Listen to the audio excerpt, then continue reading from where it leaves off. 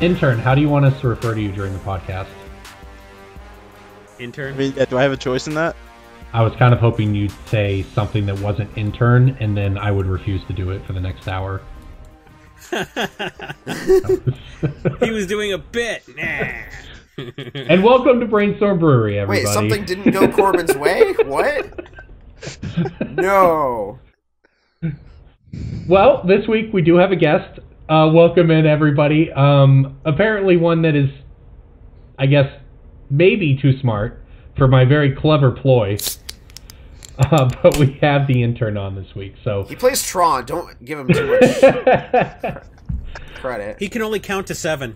All right, just introduce yourself to people at home. You're very familiar to anybody in the Discord, but that's not all of our listeners. So give us the pitch, intern. But it should be. My name's Anderson. Now, when Corbin references the Discord, what he's saying is if you go to patreon.com/Brainstorm Brewery and give us as little as $1 a month, which works out to about 20 or 25 cents an episode, you can have access to the Discord server where you can hang out with all of us and our interns. I wanted the intern to give the pitch, Jason. Come on, man. He already did it. It's like 2 minutes into the cast. Yeah. All right. No. Tell us about yourself. So my name is Anderson. I'm a college student in Canada, New York. I'm sorry. Run that back. I'm a college student in Canada, New York. What he means is that he can spit across the border. Yeah, pretty much. When people, because I get this, when you say, "Oh, I'm from New York," and they're like, "Oh, do you mean Long Island?" and you're like, "No, I can throw a rock at Canada." Like that's. And not Buffalo either. I assumed there was a town in New York named Canada. There probably is. Yeah, that's what we assumed. Might be. I honestly don't know. All right. It's cool that you're making inside jokes just for DJ. Yeah. How did you become our intern? That's what I want to know. I don't even know the story. Well, so I've known DJ for a while. DJ, what was your first memory of me? Oh, gosh. You messaged me asking if you could trade 2 shitty Theros bulk rares for some standard playable card. Yeah, so... Like, can I trade this foil guild and this other foil something for this real Supreme Verdict or Detention Sphere or something like that? I don't remember what it was, but it was like... Back in, high school, my first standard deck in Theros standard was Maze's End, and I messaged DJ for some of those cards. I've been friends with him ever since. Started listening to the podcast. Became a $20 patron for a while. Then I became a $40 patron. And Jason Alt made I don't know if I said your last name, made a comment about needing an intern. So okay. DJ. All right, and that's it. You've sorted, like, you've been my employee/intern for a while. Yeah, whenever I go home, DJ ties me up next to the wife and makes me sort cards. So that's great. Yep, it's good that he's open like that. Yeah. No, I mean I've appreciated having an intern. We have spreadsheets, we have documentation. I've heard talk of a purge coming to the Discord. There is a milkening. That's what it's being referred to. It's not being referred to that though. No. I hear you say that, but you're wrong. There's no one who's ever going to refer to it like that. I mean, Narc is the one who referred to it as that, so... Yeah, but we don't let Narc name things. Wait, I have a question. I just know it's a dig at me, so I'm out. Wait, so I just realized, do we have to connect... Like, how does the purge affect me, Corbin, and Jason? I think because you guys are higher tier than at everyone, so everyone who's just the at everyone tier will not be allowed to see anything. I see. So you guys are higher tier than that. I see. This is for people who try to game the system by going to patreon.com/Brainstorm Brewery and giving us as little as $1 a month and then not giving us $1 anymore. Oh my god. Notice that they're in the Discord. It's funny because back in the day, that was actually my pitch for the Discord. Look, guys, I don't know what this That's Discord why you don't do thing the pitch is anymore. No, not my pitch on air. My pitch for why we should do this. I was like, back when we made up the original Patreon rewards, I was like, look, guys, I don't really know about this Patreon thing or this Discord thing that I hadn't heard of before, but whatever. It's if it's dead, no one's gonna care. So we have to put it at the lowest level. And I think somebody actually raised the point then. What if they get in once and then never leave and they stop paying us money? I was like, who cares?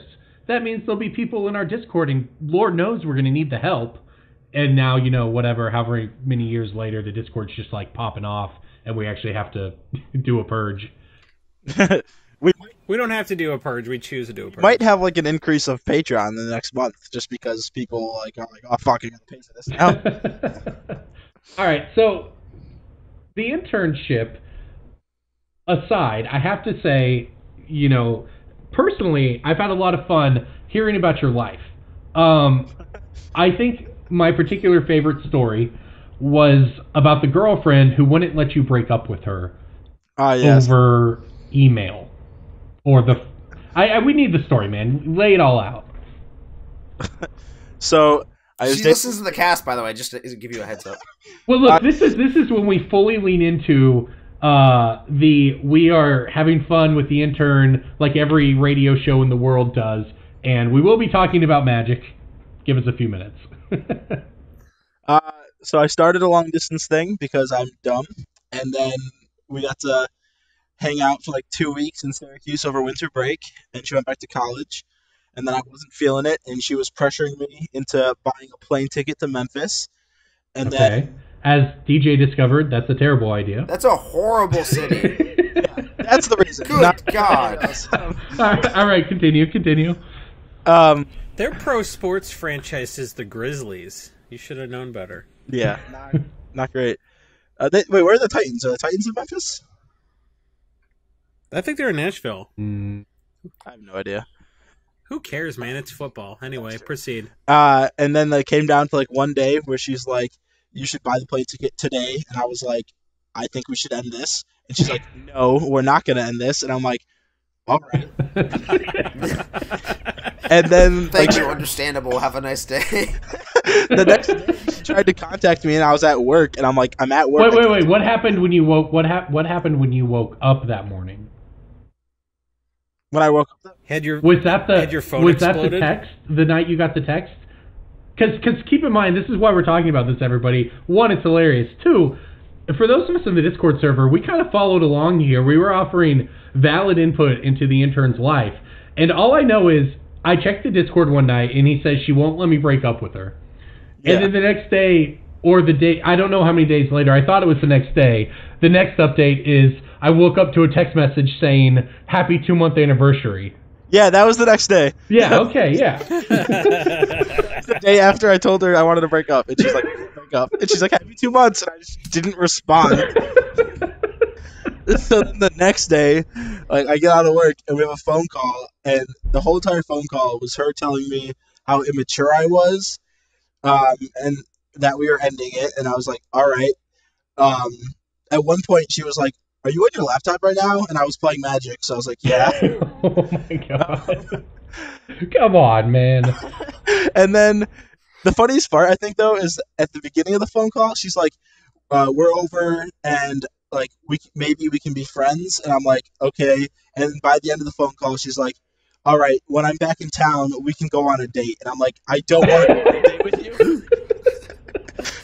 I do have to say, though, in her defense, you chose to start a long-distance relationship and then quickly bailed. I mean, like, we started in, like, late November, and then we saw each other. So this is pretty serious, that's what you're saying. We saw each other, and then I was just like, man, long-distance fucking sucks. All right, to everyone who is not 20 years old and in college, I hope that was a fun story for you to remember. Why you don't want to be 20 again. I just want to... Back in my day, long-distance relationship was talking dirty on AOL Instant Messenger. I never had an AOL. I'm too young for that. Yeah, you really missed out. What's your aim was like Netflix and chill of the time. Oh, yeah. That was escalation. What's your aim was way more intimate. Yeah, because then you could start sending each other, well, like the precursor to emojis. I didn't even have a cell phone in college. Yeah, I didn't have a cell phone. I just I was like, I'll hit you up on it. I like how this story was harder on you than the time you had to break up with your racist teammate. What? That was what is your life? All right, what you got to tell us about this? All right, so I I would. Do you want to do Breaking Bulk before we do? Yeah, Racist I agree. Let's Breaking Bulk and then Racist Cleanse the teammate. palate. We're not going to talk about Magic. We're going to talk about a 20-year-old's trivial college bullshit.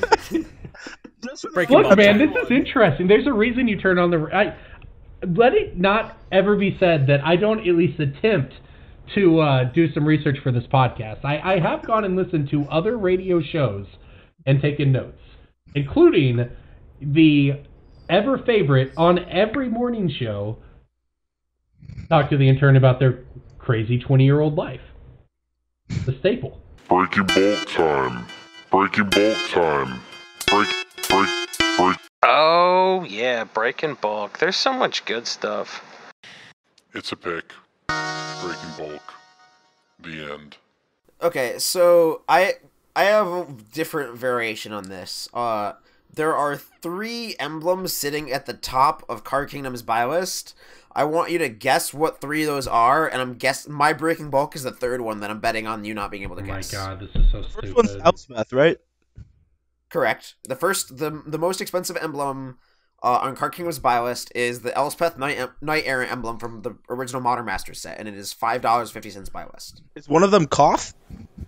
Nope. List? Yeah, this is so... Tameo? Tameo is not one of them. This is so weird. If Freyalise, maybe? No, was Freyalise just in Freyalise the is- anthology or whatever? Freyalise doesn't have an emblem, Corbin. She doesn't make one. Tezzeret. Tezzeret? Which Tezzeret? I was just trying to think of the... I'm just trying Wait, to... was Freyalise the year that Obnixilis and Jace were in there? What? Is that the year Yes, I'm thinking of? Obnixilis, Jace... Yeah, I don't remember what they It all was do. Teferi. Yeah, Nahiri. Teferi, right? Teferi. Oh, it's Teferi, but sure. No, that's the right set though, right? That Yes, year? Freyalise, Oh, that's what I was thinking Freyalise of. is just draw a bunch of cards. Okay, sure. I don't actually know what any of them do, but I do know that Teferi is broken. Is that one of them? No. He's broken with Chain Veil. You all don't of those do cycle his of emblem. emblems are super cheap. Those aren't it. Okay. Is it Kiora the Crashing Wave? Oh, Andy got it. Woo! What? That's your Did you Breaking look Bulk? Why would You're you... crashing? No, I What, do didn't they, look it up. D- I do put they that- have the arcade what- post Brainstorm Brewery tokens on the buy list? They the do only not. one... Doesn't Cure the Crashing Wave not make 8/8s? Doesn't it make a 9/9 octopus? No, it makes it. It makes a 9/9 Kraken. Yeah, the Oh. emblem for Yeah. Kiora the Oh. Crashing Wave from Born of the Gods is don't know more what this crap expensive than does. Kiora Yeah. herself. That was So that Interesting. emblem is $4 buy list. my first standard deck Well, was, it's violent. was Well, the like thing is- Maze's End, and I played Kiora. That card is sick. It's the thing about the buy list specifically is it runs on an algorithm, and therefore, like, Well, therefore, it sells at a higher number than $4. no, Yeah, dude. I understand that. my point is, it's hard to know which is worth the most because it's not on the buy list, because it's not the same answer as name the 3 most expensive emblems. It's it's very, very close though, Yeah, no, it was super interesting for sure. and that's why I said top 3. I didn't want to just like Yeah, pick no, a- it's good for no, there's nothing wrong with it. In fact, I don't know that I would have guessed any of them. Yeah, so number 1 is Elspeth Knight Errant. Number 2 is Kiora the Crashing Wave. Number 3 is Sorin Lord of Innistrad. And these are all because these emblems came out around 2013, 2012, when those emblems were first coming out, and they were never really reprinted. It's not like they got some sort of like additional reprinting into the market. Like Elspeth Knight Errant's been reprinted several times. Kiora the that's Crashing really Wave got a odd. dual deck. The emblems themselves just don't.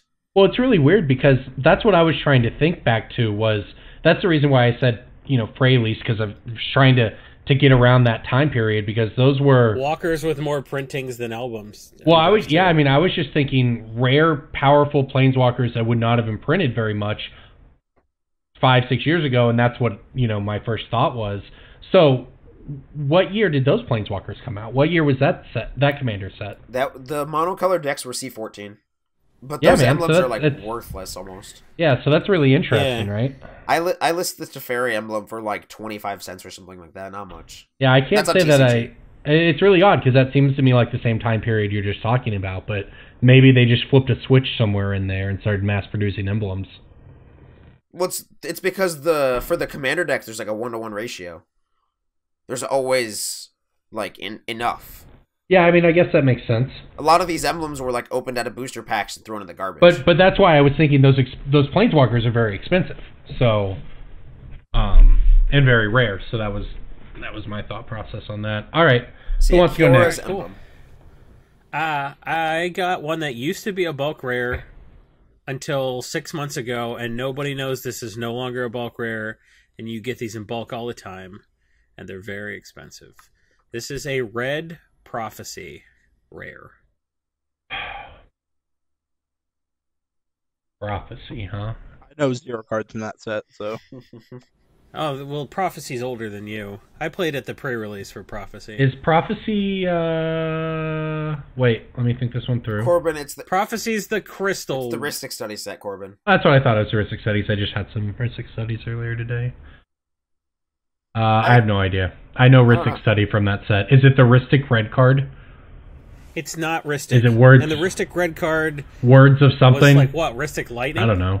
Is it... No, it's not. It's not the Searing Wind. Yeah, sure. I got nothing for you. Words... What is it? Keldon Firebombers. Yeah, this jumped a little while ago, didn't it? It jumped way up in July 2018. Keldon Firebombers... When it comes into play, each player sacrifices all their lands except for 3. Oh, wow. So you do this in, like, it might be Atali that did this. This is great in an Atali deck because, like, who needs lands when you're just... I mean, that is when it's... Attacking with Atali and casting, Wildfire and What shit, did Atali come in? What's that? Rivals of Ixalan. It didn't spike then. It spiked on M19. Immediately. No, it hard spiked on M19. Huh. Well... Whatever it was, maybe it was just like a supply tipping point or something like that.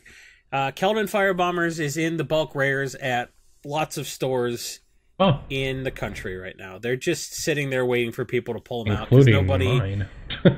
nobody really noticed. Yeah, I mean, I found 5 of these at my LGS. Yeah. So they were like $1. So Keldon Firebombers is not a bulk rare anymore, and it is very much more than a bulk rare, and it's probably not getting reprinted. This is like one of those cards, really card. This reminds me of Mind Slicer, like 4 years ago.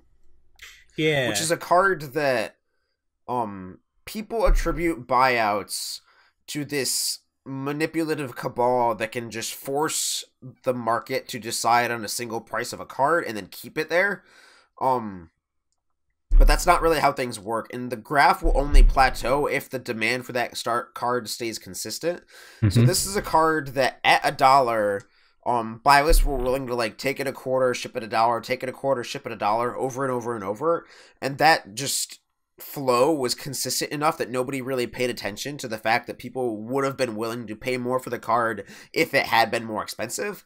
And then so there's just a chance that somebody ran a lot of numbers or had a lot of data based on their own individual store and bought a lot of copies of this card, understanding that the market would have been able to sustain a higher price number. Like Mind Slicer was another one where there was no real immediate like, oh, this card made this card spike. Obviously, it was just. But it was mispriced by virtue of people just being willing to buy it a quarter, sell it $1. Yes. And if there's few enough of them out there, and you believe you can make a move, you can just spend the money and make the card move. So this is, and I don't know. Speaking of the Secret Finance Cabal, I don't think this is a secret, but it's maybe not well known.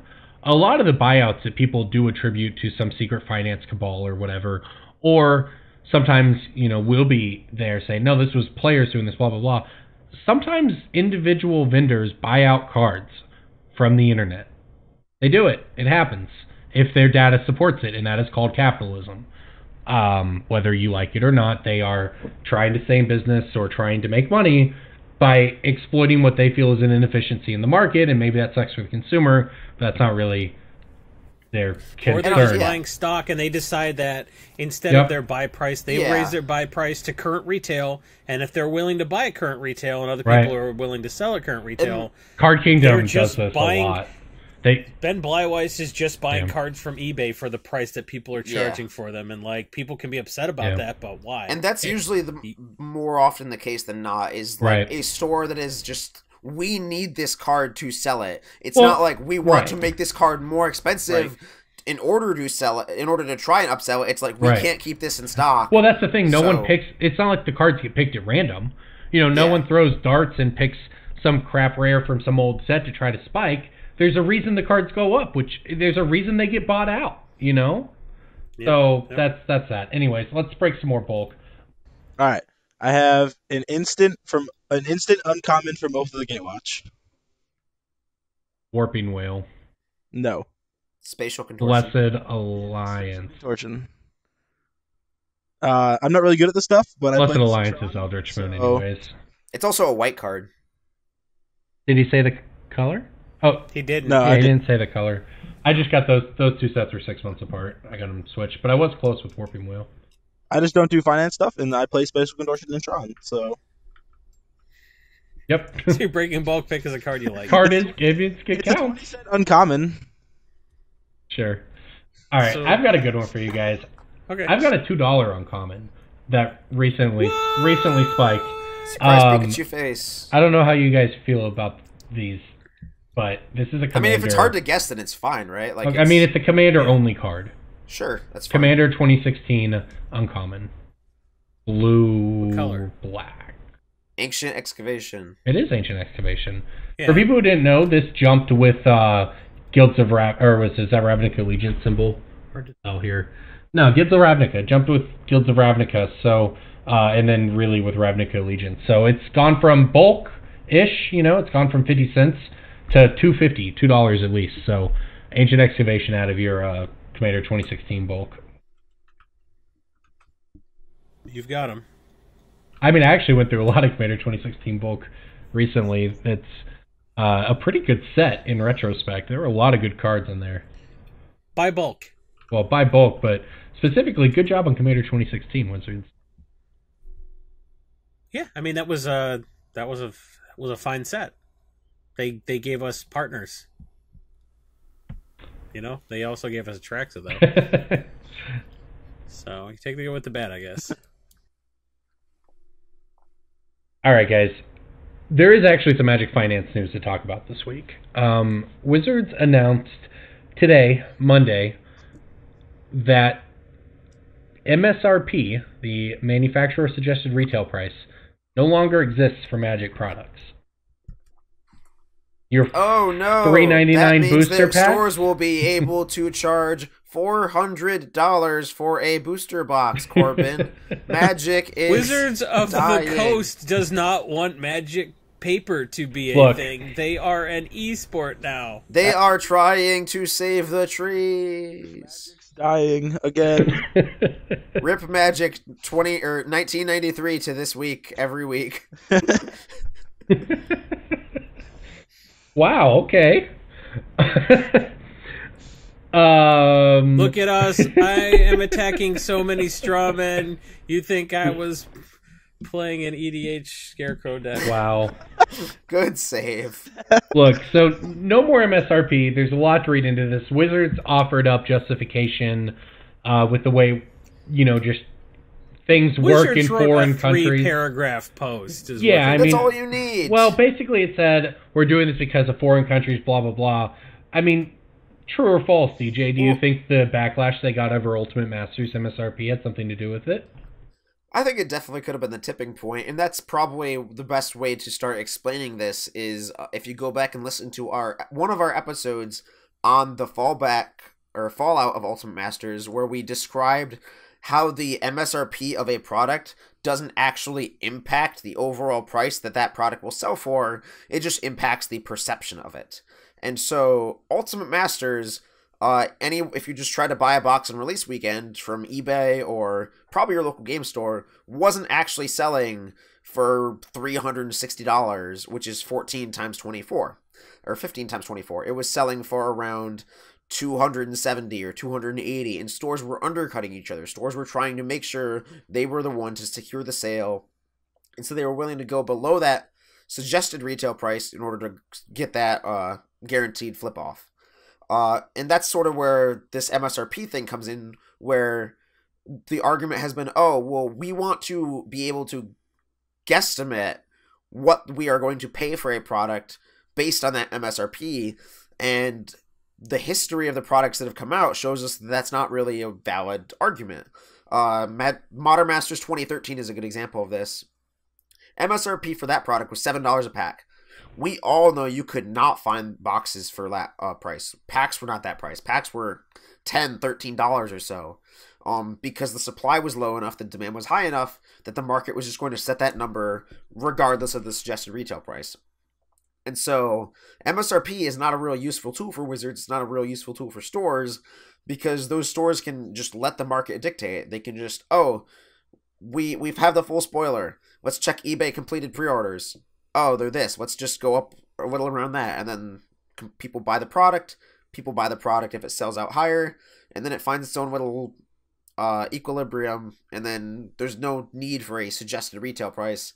It's just something that looks really bad for Wizards. If they give you an MSRP and then the expected value of that product is low enough and then boxes are on eBay for half the MSRP, but people don't see that, they just use the MSRP as a straw man to hate on Wizards every now and again. Okay, so that's all very well spoken and correct, and I think most people listening to this show know that. Here's where I have a question. If the MSRP of a booster box has always been $144 or whatever it is, and we've always seen booster boxes go for basically $100 was sort of the deal, you know? I mean, even like 90 is the average nowadays. Like, I mean, not really. Even on Amazon, they're like 95. But isn't the 90 like Wizards of the Coast direct number 90 from Amazon? Well, we can look right now. So I'm wondering if this isn't like a move to sort of appease Amazon maybe, or just like have Amazon as a more of a relief valve for a lot of this product. This seems kind of like a Hasbro decision. Like some dude's like, wow, you really killed it slinging copies of Angry Birds Monopoly. We're going to promote you, since you did so well, to our best-selling product, which is Magic the Gathering. Why don't you bring that same can-do attitude? Because every time you like, why would Wizards do this? You're like, I kind of think this was made above their pay grades. DJ, look, go ahead. Sorry, go ahead. No, there's some stuff that Wizards probably doesn't like that Hasbro decided that they're just like, well, they own us. So I kind of wonder if this wasn't maybe some move to appease Lord Bezos, because even a dick pic scandal can't bring that guy down. And I think the guy he's going to be the world's first trillionaire because he invented the concept of what if books, but on internet. So like a genius of that caliber is going to amass so much wealth that I think Hasbro is getting on his good side now and appeasing him. Sure, man. Good conspiracy theory. That's out there. That's some late stage capitalism. If I've ever heard. DJ, to answer your question, M19 was available for $90. All the other Ravnica sets are at $96, as was Ixalan. So that's your price, right? So, but going back to my question is $100 has always been that price, and people have argued for Wizards to increase the MSRP because that price hasn't moved in so long. The MSRP of a pack hasn't changed in so many years. But then that wouldn't necessarily matter because people were already selling it at $100. But the cost to stores has gone up from $65 several years ago, maybe 5 years ago, but really I think 3 years ago. I think it was still even around there, 67 or something. Now the cost is $82 a box for us. That's before this change, and I don't know if this change will matter to that or not. Do you think it will? Do you think removing MSRP will do anything to booster packs at Walmart or booster boxes at LGSs or anything? I don't think it will. I mean, like, the distributors they still have to undercut each other. They still, like, this doesn't change. Well, what do you think Walmart does? Like, Walmart is the place that would put them up with the MSRP and never change them until they, repack them later or whatever. Walmart's put up through, like, a third-party distributor, too. Sure. Well, the question is if we see them change, though. Like, my point is, what are they going to do? Because now, whether that third-party distributor is making the decision or Walmart is making the decision, the fact remains that decision was being made based on the MSRP, and now it no longer will be. What if they decide we can sell these at $350, and that's just the new baseline price at Walmart? That would be very bad for an LGS, right? That's sort of the line of thought I'm trying to figure out if there's any reasonable concerns about. I mean, the distributors that stock that product know I assume they would know some level of the trading card that they're stocking, and it's not like they are going to suddenly have a bunch of brand new employees that are stocking the product who haven't stocked it before. Well, it's not necessarily a question of that, right? If they were just required to do it at a certain number before, now they're not. We don't know what they're going to do, I guess is my point. You know? Like Walmart and stuff, are people just like not going to buy it? I also think that like the Walmart crowd for LGS, that was kind of my real question. The Venn diagram of like Walmart pack buyers and LGS pack buyers is it doesn't overlap very much, I don't think. Yeah, that was sort of my other question, because that's also one of the things to consider here. Anyway, so I guess the point is, it doesn't seem like a big deal, but there are some unknown variables that could change. I mean, for all we know, Walmart's going to go the other way, and they're going to raise packs to $5 because they can.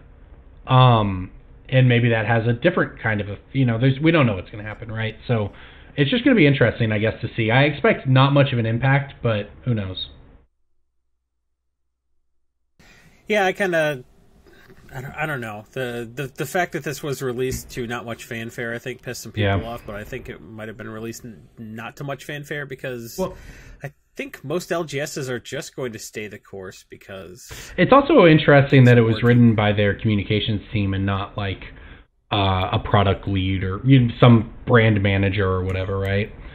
Like it felt like it was marketed. It was an article written for Magic players. Well, people think this is kind of like a sneaky way to mask an MSRP change or like a pack price change. That's what I'm saying, though. That's kind of one of my concerns is they no longer have an MSRP. Not that necessarily mattered, but what if this is just to mask an increase? What if they're just going to jack the cost up to distributors, who are in turn going to jack it up for LGSs, and Wizards is going to make more money on their boxes, and Hasbro vis-a-vis Wizards is going to make more money, as people have talked a lot about the Hasbro quarterly earnings, which were very far down, but Wizards was up, Magic was up. So, there's a lot of theories going around, and something like that might hold water. I don't know. Who's to say that Wizards isn't going to increase the cost to distributors 6 months from now, moving the entire price of everything up? But now Wizards isn't to blame, because they are just adjusting with market conditions. They're not raising the MSRP. The distributor is raising the price, and the LGS is raising the price, and Wizards is not. That's the conspiracy or concern, however you want to look at it, right? Is there anything to that? I don't have any special knowledge of it, so like that's a possibility, but I don't. I still think people would find a way to blame Wizards anyways. It doesn't seem like it would take long for it to come out that Wizards raise their cost. It seems like this is a way to like sort of reduce the bitching and not increase it. Even if Magic products go up in price, people will whine and then pay for it. Sure. I love that. I'm going to send this to JJ, this comic to JJ, so you can put it in the episode. But there's a comic referring to Ice Frog from the WoW game. And it's just this Ice Frog's from Dota, buddy. Try again. Whatever. But it's this crudely drawn, like, MS Paint comic of Ice Frog just putting something on a plate, and then the player walks up. He's like, "What is this garbage? You think I'm gonna play this? This is the worst thing I've ever." And then he just like slowly walks back to it and continues to eat it. Yep. That comic is just Magic players embodied all the time, I feel like. Look, my concern here wasn't necessarily if a pack MSRP goes to $5 for a Magic player as composed. I'm concerned how this is going to impact LGSs. So that's my concern here. But if people will still pay for it, then LGSs will buy it. Maybe it depends. Think about what it does to the price of a box, and think about what Amazon can do for the price of a box. That's where it starts to Amazon could do whatever they want on the LGS. If the gap between buying at the LGS and buying on Amazon increases because the cost has increased, I mean, for every dollar the cost increase, the LGS is going to eat more of it than Amazon. So it would increase the disparity between a box price at an LGS and on Amazon. So, but that's been happening slowly over the years. Correct. Anyway, that's right. And this could be, it could be very bad for that. The LGS is getting squeezed more and more. I think, this could disproportionately affect people that own an LGS that relies on Magic for maybe 60% or more of their revenue, which is quite a lot of the places we play Magic. Yeah, it's almost everywhere, because in order to have a store with enough space to have large Magic crowds every week or whatever, like we all want, that's very expensive. And it's unused. That space is unused. That space is unused most of the time, which means they're paying rent on something that gets used 2 nights a week or 3 nights a week or whatever. Most, right? Even then, if you want to have big tournaments in your store, you have to be able to scale up for that. Like, there's just a lot of ways, and I'm not going to sit here and lament, everything about the LGSs. It's just, of all the things people talk about Wizards doing to kill the game, I worry most about the things Wizards does that have a negative impact on the LGS, because Magic doesn't exist if we don't have stores to play at.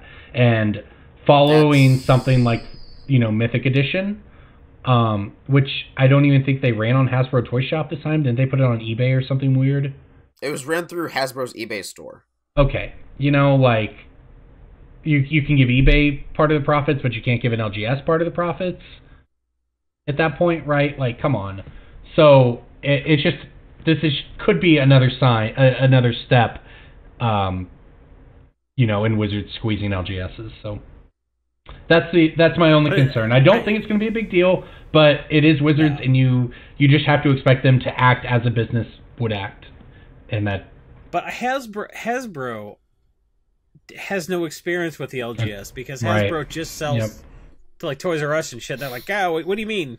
What do you mean the store? They'll pay more because they got the I feel like there are people that just have been slinging Battleship for years and they just don't really get it. And it's certainly possible. I mean, we're having a much different conversation at that point, right? But I do think that Hasbro, which was used to working with something like, say, Toys R Us, is much different than the relationship that Wizards has with LGSs, or should have with LGS. So you're right. It could be difficult. There could be some stuff getting lost in translation there, but I think they would have done more than 3 paragraphs, and they might have told stores before they told all of us.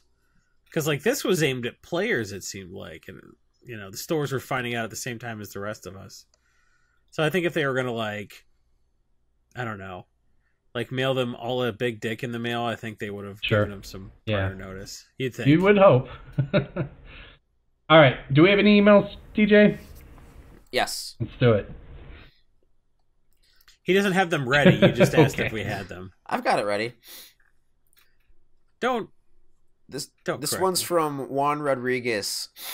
Pseudo rares. What's the deal with rares that don't have the gold symbol, usually for buy lists? They only want bulk rares that have the gold symbol on them.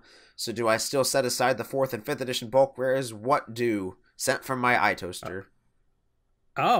Which buy lists don't want the non-gold symbol rares? I don't think I've ever seen a buy list that wants non-gold symbol rares. Huh. Interesting. The reason that most buy lists do not want non-gold symbol rares is because they generally repackage and sell these bulk rares to players who are significantly less enfranchised in the game. And so these players don't really understand that Magic used to have a time when cards did not have a rarity indication. And so when you send them revised Sarah Angels and all that, they're excuse me, Sarah Angel was uncommon and revised. Ooh, got him. All right. 4th edition Ankh of Mishra. Is that good, Jason? That was a rare, okay, correct, cool. DJ. On your second try, you nailed it. 4th edition Ankh of Mishras, then they do not understand. Wait, this has no symbol, but and then they complain to the store, and then that store doesn't want to deal with that. So it is significantly easier for that store to deal with just gold symbol bulk rares. And as to what you do with them, burn them. Just throw them in the garbage. They're effectively commons and uncommons, like revised Sarah Angel.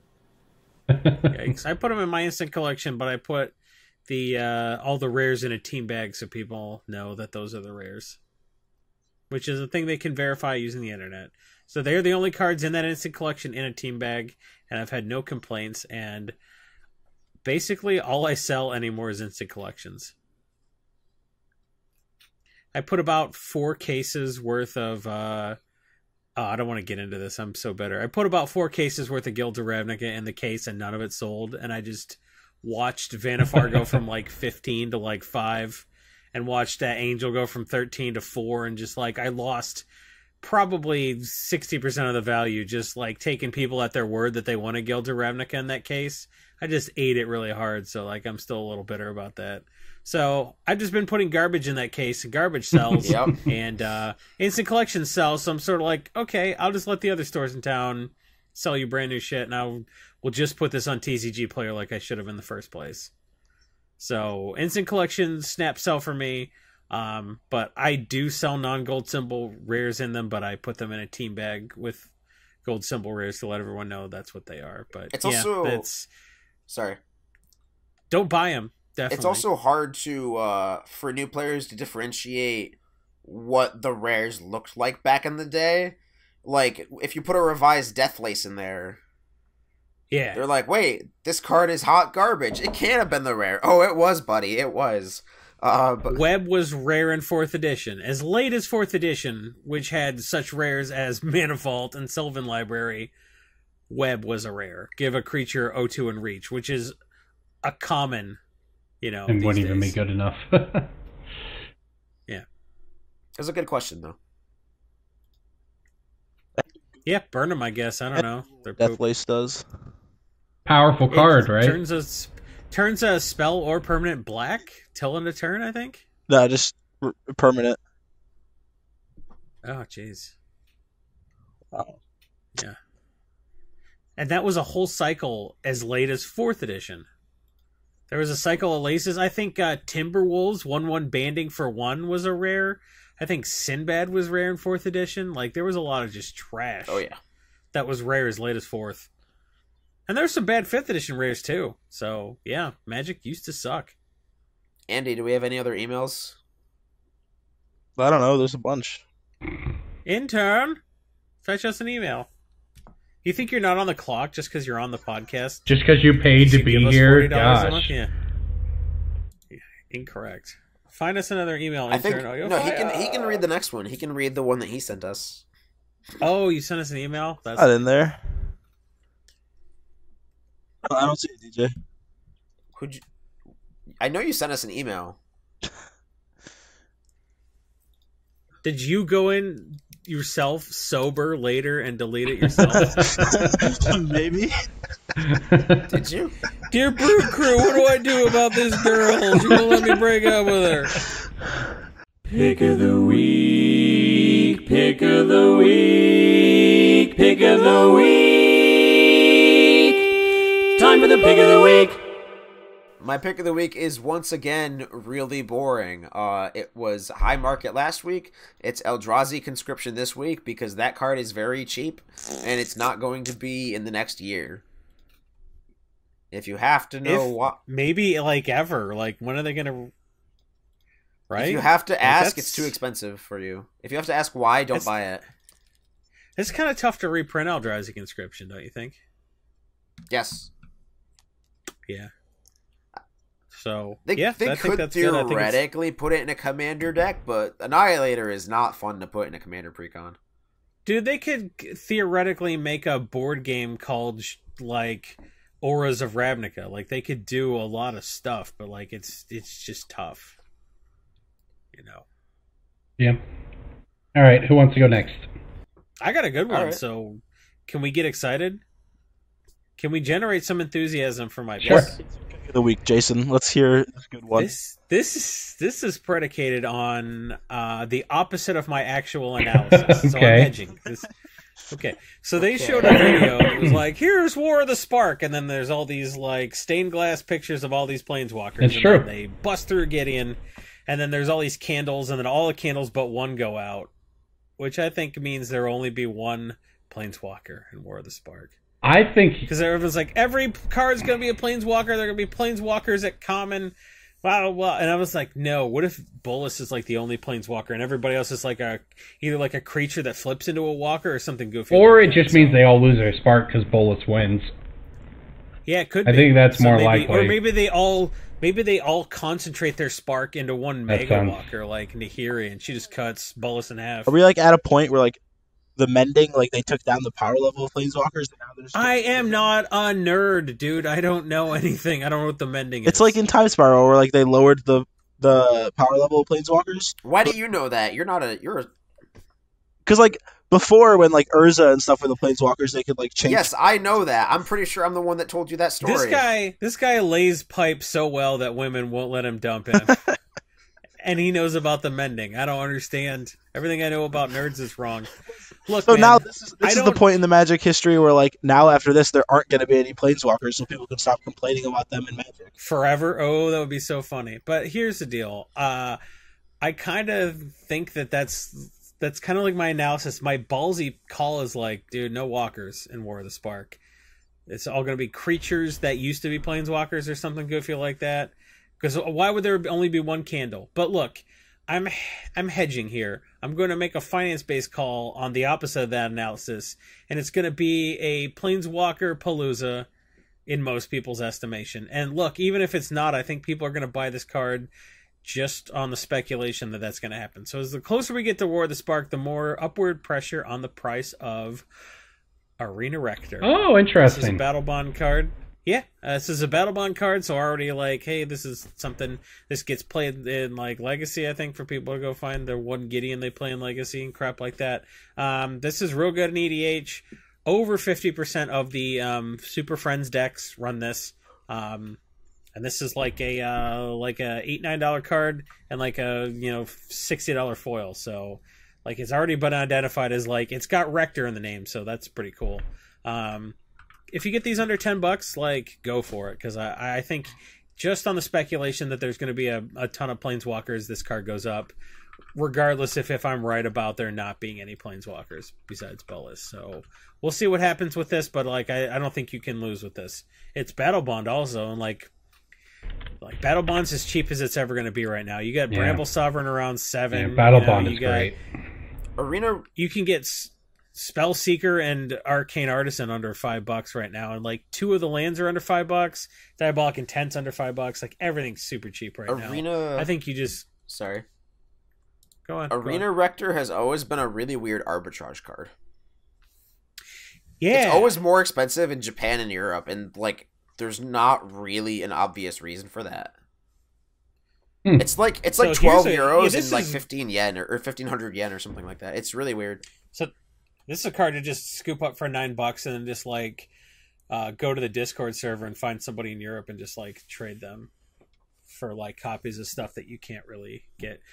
Like Europe has black bordered Soul Rings that are like in the $30 to $40 range versus like hundreds. So that could be a good swap you do. And if you don't have access to anybody from Europe, if you go to patreon.com/Brainstorm Brewery and give us $1 a month, you could have access to our Discord server. Or you could have access to somebody from the US. True. Yeah, maybe. Some people have that set up with like a PO box or something like that. There's lots of ways to buy from Magic Card Market. Yeah, but there's a dude in the Discord who's getting me my French cards, so... Hey, dude in the Discord. So the Discord is more than just memes and making fun of Corbin for drinking milk during the Hot Wing Challenge. It's also access to people from around the globe that have access to different markets, and so I think that's a thing. So give us $1. Good enough. And sell your Arena Rectors. I'm also going to choose a Battle Bond card this week. I've never actually had the fortune of playing with this card myself. But I do know it's very good, and the graph on it has been creeping slowly for about 6 months, starting to tick up a little more aggressively, and I think it's really probably just about to double up. I'm talking about Toothy Imaginary Friend to Peer, I believe, and Peer is spiked, right? Peer is a more expensive card. Yeah. So, yeah, definitely big fan of getting Toothy right now.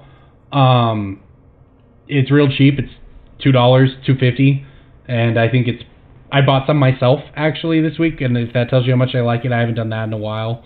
Thought it'd be fun. I bought like 2 play sets of it. So, yeah, check out Toothy. Wait, why did Peer pop this? Why are they popping? Well, because Peer it's for EDH. Peer is basically a hardened skills on a stick. And like when you play Toothy, you can find Peer and vice versa. Well, the thing that got me is I learned that Toothy is not just played with Peer. Toothy is also just a combo piece with some sort of, with other blue cards, with specifically something about counters and drawing cards. Well, when you draw a card, you put a counter on it, and when it dies, you draw a card. Right. For So with counter. a clone effect or something, it can loop. So this is how somebody showed me their deck. It was a bunch of clones, and like Toothy was one of the commanders. So you just clone Toothy, and you get to draw a bunch and have a new Toothy or something. I don't remember. The point was, I saw a Toothy deck that was not just a pure and Toothy deck, which told me, hey, this card has some playability outside of just this thing. Pure and Toothy. Well, you're not gonna find cheap Toothies on like TCG Player, but if there's some like a site not a lot of people check is Amazon, because Amazon's real weird and people forget to check it. Card Shark is another site people forget to check, but like it's Monday now, so if you're not a $10 patron at patreon.com/Brainstorm Brewery who has access to the spreadsheet, by the time Friday rolls around, this may be a little bit late on this pick because this is already it's starting to go. I actually talked about this. I dropped this in the Discord a few days ago to the finance channel because I knew it was getting ready to go. Amazon prices are really insane in general. Like I do a decent amount of work with that site, and it's just like crazy to see that like, oh, this card specifically sells for 50% more than TCG Player, and it like sells just because of search engine optimization and people who Google like magic card named X, and then click on the first link, and it's usually either Card Kingdom or Amazon. Yep. One more thing I will say. Currently, the market price on like the launch party foil is only like 2 times the non-foil, and I think that's incorrect. Like I don't think those launch party foils are that much less desirable. Like the set foils, like a little bit more, but I think any foil at like barely a 2x is probably too cheap. Sure. All right, Intern, what do you got? All right, so I have to stay on brand, and as a Tron player, I think one card in Tron that could go up is Ancient Stirrings. It's down to $294 market, which I think is really low. And this is it down? You would think it would be up now that it dodged a this is a really good long-term pick. It's gonna get banned, and then you pick them, and then it's gonna. Yeah, that's about right. No, I mean, it's $3 right now, and you're right. It is actually, it's come up. It's basically bottomed out from where it was before, and now might be thinking about going back up. The foil is $30. Yep. No, only for the Rise one. The Masters one's super cheap. Well, so the good one. Yeah, right. Yeah, I have mine. My Japanese Ancient Stirrings are white bordered. So, what's really interesting is that Ancient Stirrings and Masters 25 hit market price of $1 about a month after release. And that was April 2018, so not even a year ago. And now it's $3.20 market price. So higher market price than the Rise one? Yeah, I don't know. $2.95 market price. Interesting. $3.16. I mean, just looking at the last, it's ranging from $2.95 to, it's like the top is, $3.20 or something. So, yeah. All right. Well, I think that wraps us up for the week. Intern, anything you want to talk about? That is such a low energy slide into the end of the podcast. I love it. It's 1 a.m, Jason. I live for that. It's been a late night. But why is that, Corbin? Because it's your fault. It is Jason's fault. It's true. It is a good fault.